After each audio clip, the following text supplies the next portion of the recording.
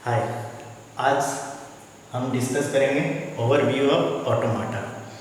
ऑटोमाटा नाम सुनते ही सभी स्टूडेंट को लगता है कि बहुत ही टफ सब्जेक्ट है, किस तरह से सॉल्व करेंगे, हमसे नहीं बनेगा, ये सब माइंड में चलता है। बहुत सारे बच्चे हैं जो छोड़ देते हैं कि काफ़ी हार्ड प्रॉब्लम आता है ऑटोमाटा से। लेकिन अगर आपका बेसिक कॉन्सेप्ट क्लियर हो ऑटोमाटा से, तो मेरे हिसाब से इससे इजी सब्जेक्ट टॉपिक नहीं होगा। चाहे वो किसी भी टॉपिक से प्रॉब्लम हो, बस आपका बेसिक क्लियर होना चाहिए। इसलिए आज सिर्फ हम इस वीडियो में ओवरव्यू ऑफ ऑटोमाटा बताएंगे। नेक्स्ट वीडियो आप देखिएगा, उसमें बाकी हर टॉपिक से जो प्रॉब्लम पूछा जाता है उसे सॉल्व करके इजी वे में बताएंगे कि कैसे हम सॉल्व करते हैं और कैसे आपके अंदर से डर खत्म होता है। सबसे पहले ऑटोमाटा नाम सुनने से जो डर होता है वो खत्म होना चाहिए। ठीक है, तो आज स्टार्ट करते हैं ओवरव्यू ऑफ ऑटोमाटा। हम लोग सुने हैं ट्यूरिंग मशीन का नाम। ठीक है, सबसे बड़ा होता है ट्यूरिंग मशीन, फिर CSL। ठीक है, इसे क्या कहते हैं? Context S for sensitive language.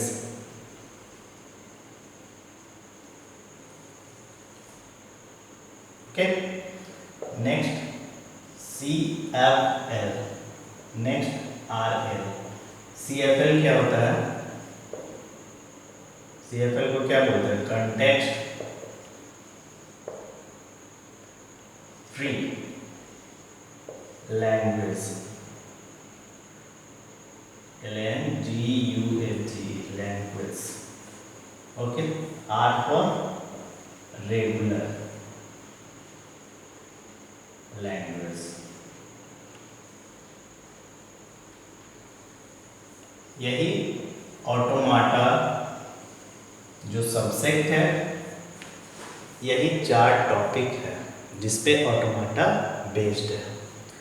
ठीक है, जिसमें ट्यूरिंग मशीन सबसे बड़ा है। ट्यूरिंग मशीन में ही इसके अंदर सभी आते हैं, इसलिए सबसे छोटा क्या है? Regular language. सो हम स्टार्ट करेंगे रेगुलर लैंग्वेज, फर्स्ट सीखेंगे बेसिक कॉन्सेप्ट, फिर CFL क्या है, CSL क्या है, ट्यूरिंग मशीन क्या है। ओके, तो स्टार्ट करते हैं रेगुलर लैंग्वेज से।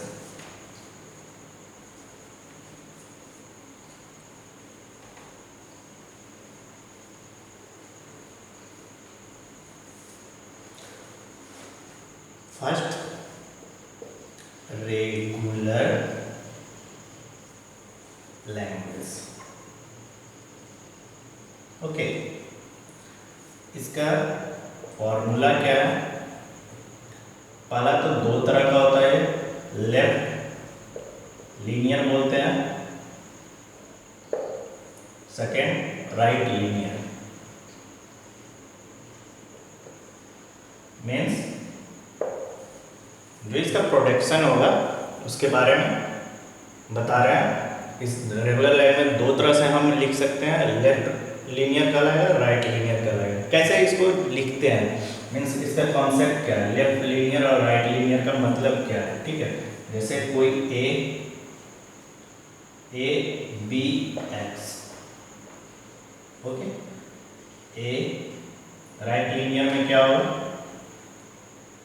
A से जाएगा X B X।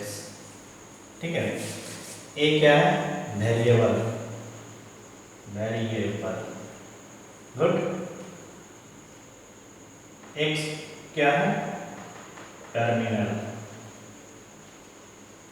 मीन्स जब भी कोई प्रोडक्शन बनेगा A से, तो फर्स्ट अगर लेफ्ट लीनियर का यूज होगा तो फर्स्ट वेरिएबल होगा, देन टर्मिनल का यूज करेंगे। अगर राइट लीनियर में प्रोडक्शन हो यूज हो तो पहले टर्मिनल होगा, फिर वेरिएबल का यूज करते हैं। यहाँ तक क्लियर?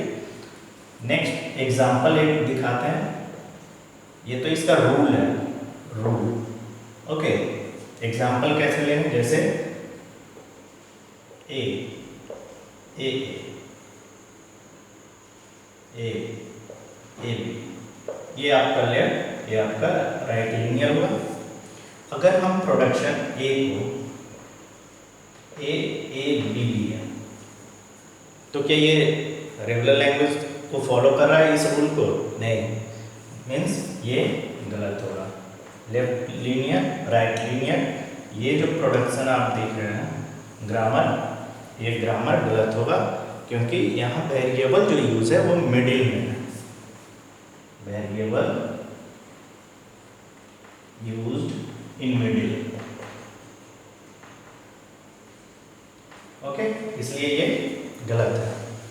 नेक्स्ट क्या है, कुछ पॉइंट है, इतना समझ गए?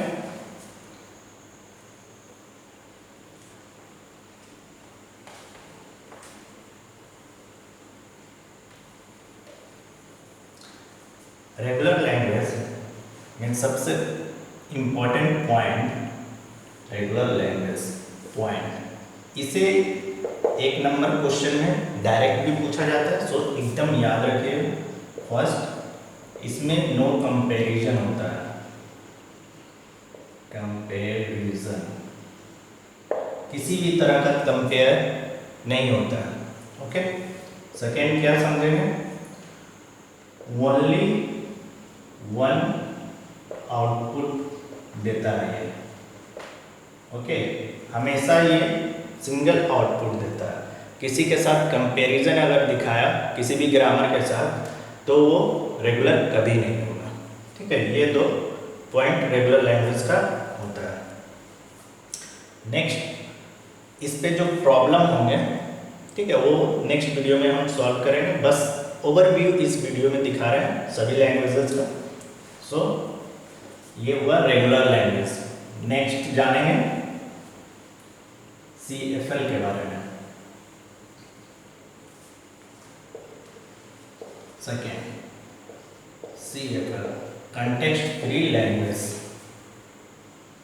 आप लोग देख चुके हैं कंटेक्स्ट फ्री लैंग्वेज। इसका क्या रूल है, जो ग्रामर क्रिएट होगा, ठीक है, इसका भी रूल है ए अल्फा, अल्फा जो कंबाइंड होगा बी प्लस बी स्टार, ठीक है। मतलब क्या होगा, ए जो ग्रामर बनाएगा, जो प्रोडक्शन बनेगा, अल्फा अल्फा का कॉम्बिनेशन होगा वेरिएबल या टर्मिनल हो सकता है। इसमें पॉइंट याद रखना है, ठीक है। कंटेक्स्ट फ्री लैंग्वेज के अंदर क्या क्या होता है वो पॉइंट मैं बता रहा हूँ, फिर मैं इसका एग्जाम्पल, अच्छा पहले एग्जाम्पल बता रहा है। जैसे एग्जाम्पल ASB स्लैश, ये एग्जाम्पल मीन्स क्या, example sorry yes, example means S जो है, ए और एस ये वेरिएबल है, ये टर्मिनल है।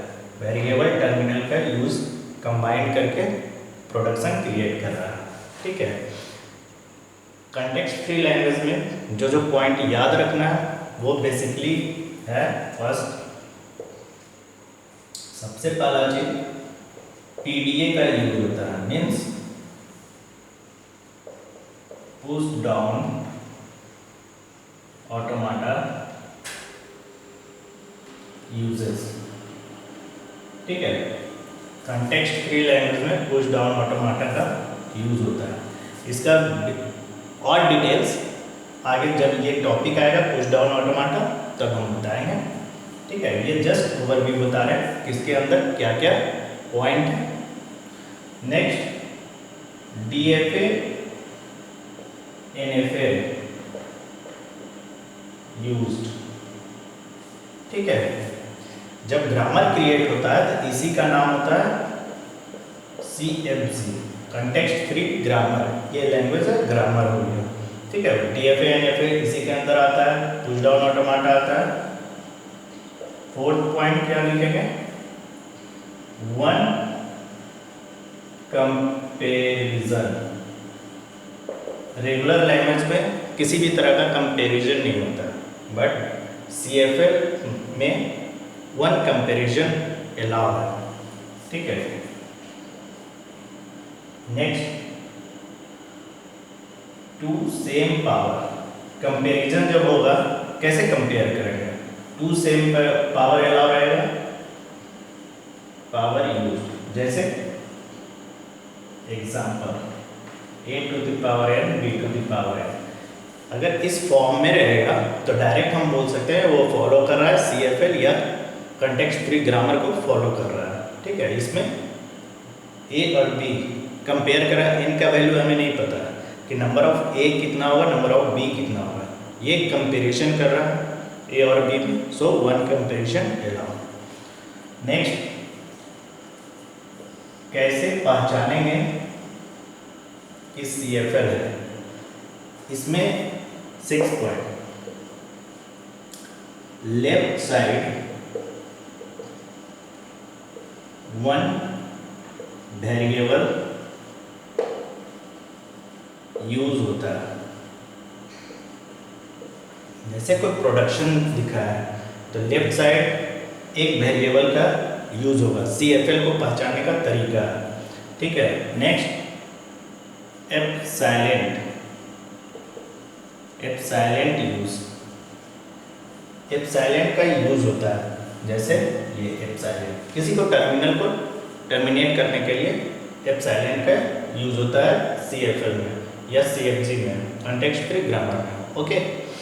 ये 2 पॉइंट बहुत ही इंपॉर्टेंट है किसी भी ग्रामर को पहचानने के लिए।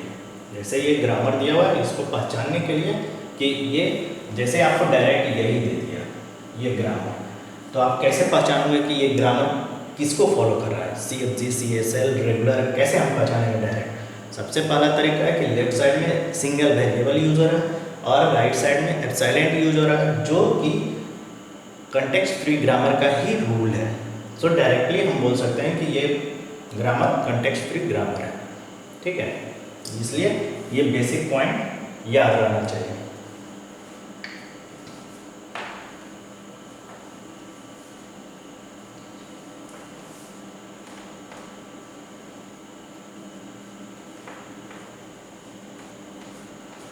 नेक्स्ट हम लोग देखेंगे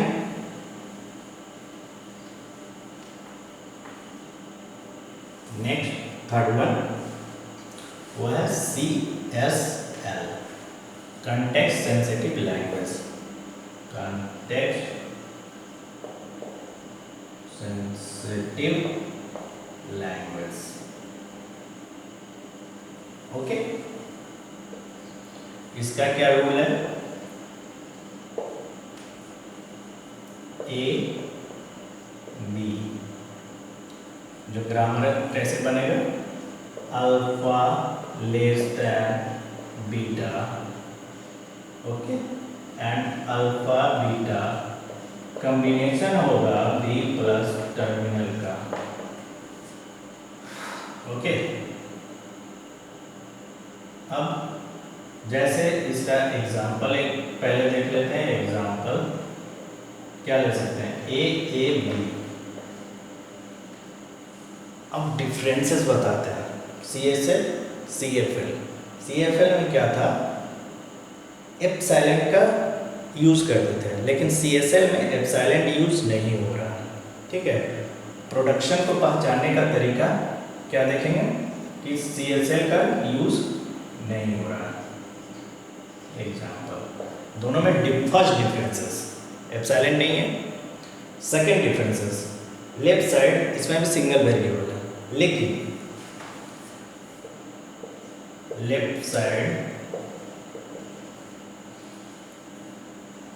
सिंगल वेरिएबल भी हो सकता है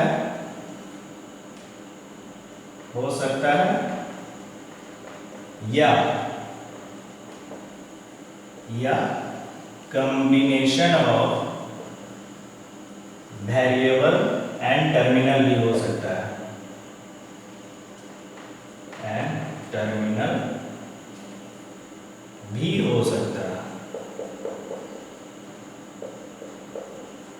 मीन्स व्हाट, लेफ्ट साइड में एक टर्मिनल भी हो सकता है इसके साथ, वेरिएबल के साथ, ओके। सो ऐसे भी आप डायरेक्टली बोल सकते हैं कि ये जो ग्रामर दिया हुआ है कॉन्टेक्स्ट सेंसिटिव लैंग्वेज में जाएगा, क्योंकि इसमें एप्सिलॉन यूज नहीं है। ठीक है। Second, not allowed epsilon. Epsilon, ठीक है। थर्ड वन, टू कंपैरिजन होता है, comparison. Fourth, two comparison means two stack का यूज होगा, टू स्टैक यूजेस। ठीक है। जैसे एग्जांपल में हम डायरेक्ट देख सकते हैं a to the power n, b to the power n, c to the power n अगर रहे तो इसमें ऑब्वियस है एक से ज़्यादा कंपैरिजन हो रहा है। ठीक है। CFL में क्या देखे थे कि a to the power n, b to the power n था, वन कंपेयर हो रहा है, यहाँ मोर देन वन कंपेयर हो रहा है। पावर दो से ज़्यादा है, सेम पावर दो से ज़्यादा है, more than two, same power is more than two. Okay, same power दो से ज़्यादा है, सो ये CFL में कहलाएगा, दो टू स्टैक का यूज होगा। और एप्सिलॉन का यूज भी नहीं है। नेक्स्ट क्या है आपका, इसमें एक और पॉइंट बता दे रहे हैं, LBA का यूज होता है, LBA यूजेस। अब आप बोलिएगा LBA क्या है? इसे बोलते हैं लीनियर बाउंड ऑटोमाटा। ठीक है, इसे क्या बोलते हैं? Linear bound automata. ये आपका बेसिक पॉइंट है CSL के बारे में। ठीक है। लास्ट वन देखेंगे ट्यूरिंग मशीन के बारे में। Okay,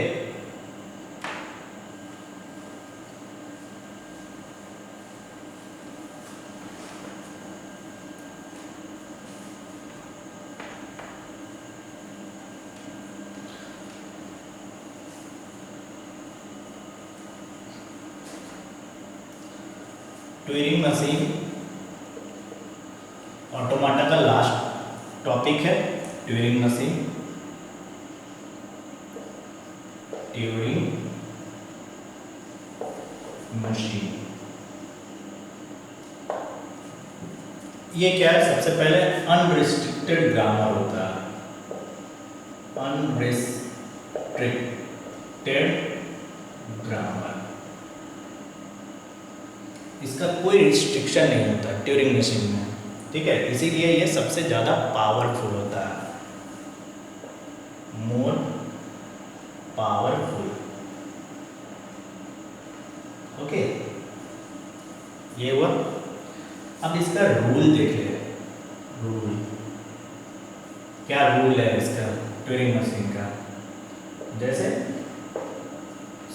alpha beta.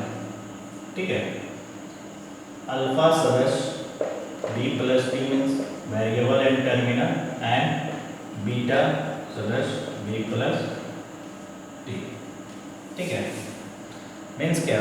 Left side alpha का कॉम्बिनेशन वेरिएबल प्लस टर्मिनल भी हो सकता है, राइट साइड बीटा का कॉम्बिनेशन वेरिएबल प्लस टर्मिनल भी हो सकता है।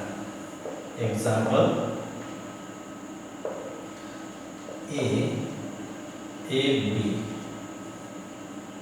ठीक है, या A B, A। ठीक है। अब आप बताइए कि दोनों में से कौन सा एग्जाम्पल सही है? इसमें रूल क्या है टर्मिनल का, ट्यूरिंग मशीन का? अल्फा का वैल्यू वेरिएबल प्लस टर्मिनल हो सकता है। ठीक है, वेरिएबल है, उस हिसाब से टर्मिनल है, लेफ्ट साइड वेरिएबल टर्मिनल है। रूल के हिसाब से दोनों सही होना चाहिए, लेकिन नहीं, फर्स्ट वन सही, सेकेंड वन गलत। क्यों रॉन्ग है? Because left side at least one variable needed means क्या, at least one variable left side में होना ही चाहिए, तभी वो ट्यूरिंग मशीन को फॉलो करेगा। या तो सिंगल वेरिएबल हो सकता है या फिर टर्मिनल और वेरिएबल का कॉम्बिनेशन हो सकता है, लेकिन एक वेरिएबल होगा ही होगा लेफ्ट साइड में, सबसे इम्पॉर्टेंट रूल। ठीक है, अब हम जानेंगे इससे ट्यूरिंग मशीन के बारे में। अनरिस्ट्रिक्टेड क्यों बोलते हैं इसे?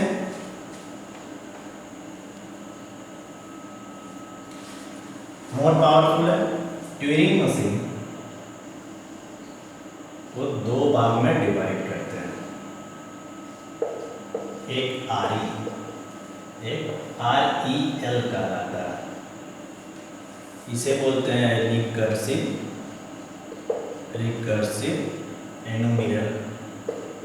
एनुमेरेबल।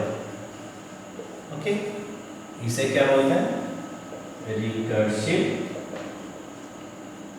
एनुमेरेबल लैंग्वेज।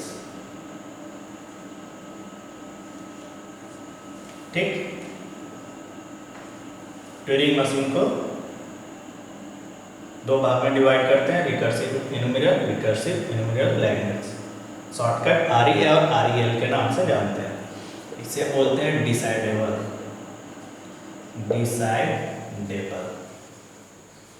इसे बोलते हैं अनडिसाइडेबल।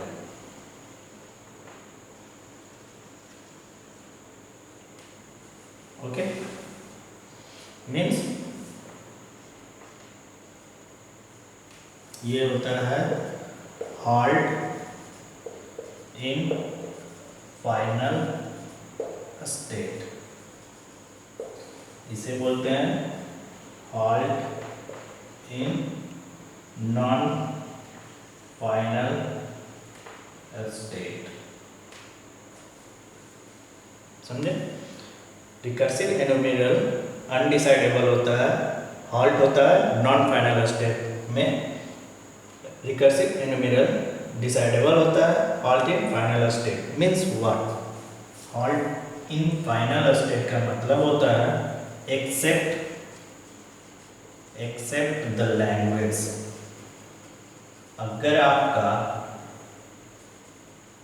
आपका रिकर्सिव एनुमेरेबल लैंग्वेज हो, डिसाइडेबल अगर रहा, तो हॉल्ट इन फाइनल स्टेट में होगा, मीन्स एक्सेप्ट करेगा वो लैंग्वेज को।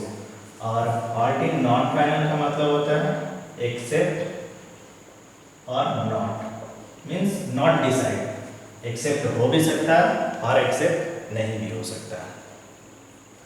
बाकी डिटेल्स हर टॉपिक का अलग अलग डिटेल्स बताएंगे और उससे रिलेटेड प्रॉब्लम को सॉल्व करके दिखाएंगे कि कैसे हम लोग ऑटोमाटा को इजी वे में प्रेजेंट करते हैं या बनाने का तरीका सिखाते हैं। ठीक है, होपफुल आप लोगों को पसंद आया होगा, इसलिए अच्छे से ऑटोमाटा को देखिए और अच्छे से समझिए। आई थिंक हम आप लोगों का डाउट और ओवरव्यू ऑफ कॉन्सेप्ट सभी ऑटोमाटा का क्लियर करेंगे। ये टॉपिक बहुत ही इंटरेस्टेड टॉपिक है ऑटोमाटा। अगर आप एक बार सीख जाइएगा तो फिर कभी प्रॉब्लम होगा नहीं। Okay, thank you.